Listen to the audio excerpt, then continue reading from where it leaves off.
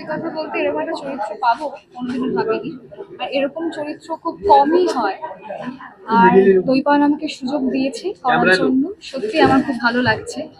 আর আমি চাইবো, আপনারা সবাই দেখেছেন কাজটা, আশা করি কাজটা অনেক ভালো হবে এবং দর্শকের রিভিউজ যখন আমরা আস্তে আস্তে পাবো রিলিজ করার পর, স্পেশাল স্ক্রিনিং হলো, আশা করছি একটা পজিটিভ রেসপন্স পাবো।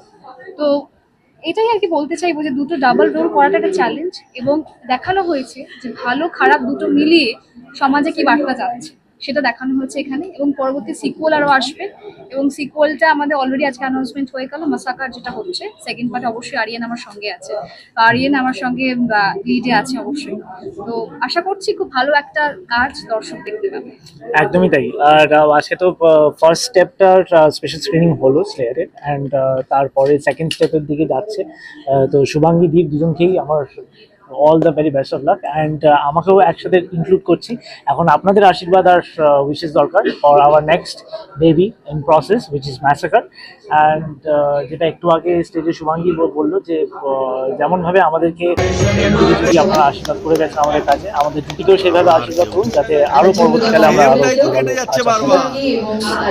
আমার বলার বক্তব্য এটাই যে সব ধরনের মানুষ আমাদের এই সমাজে আছে, যেমন এখানে দেখা হয়েছে যে এই যে ডাবল রোল শুভাঙ্গীর, যেটা ডক্টর প্রিয়া, সে একজন সাইকিয়াট্রিস্ট, সে পরে গিয়ে কেন কিলার হচ্ছে, কারণ তার সাথে কিছু একটা বাজে ঘটছে, তাই জন্য সে সমাজকে একটা শিক্ষা দেওয়ার জন্য নিজেকে লুকিয়ে মাস্ক পরে খুন করছে। তো তাই সবাইকে বলবো, সমাজে ভালো খারাপ মিলেমিশে আছে, তো সবাই চেষ্টা করে তাদের ভালোটা দেখানোর। আলটিমেটলি খারাপের আলটিমেটলি এন্ডিয়া সিনেমা তো তাই দেখানো হয়েছে, তার এন্ডই হয়েছে। এরপরে কি ভিউ হচ্ছে বা কি প্রিভিউ হচ্ছে, এটা হওয়ার পর প্ল্যানিং আছে আইদার কোনো ফেস্টিভ্যালে পাঠানোর, নয় এটা আবার করে কিছু পোর্শনস কিছু হয়তো এডিট করে আমি হল রিলিজ করার প্ল্যানিং করছি, সেটা এখনো ফাইনাল করিনি। বাংলা ইন্ডাস্ট্রিতে বাংলা সিনেমা মানুষ দেখা ভুলে গেছে।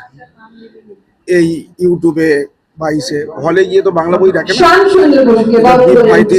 নিবেদিত শুভাঙ্গীকে নিয়ে এত সুন্দর বই করেছে, আমার মনে হয় যে অনেক দিন পর যে সিনেমা হলে হাউসফুলের বোর্ডটা আবার ঝুলবে।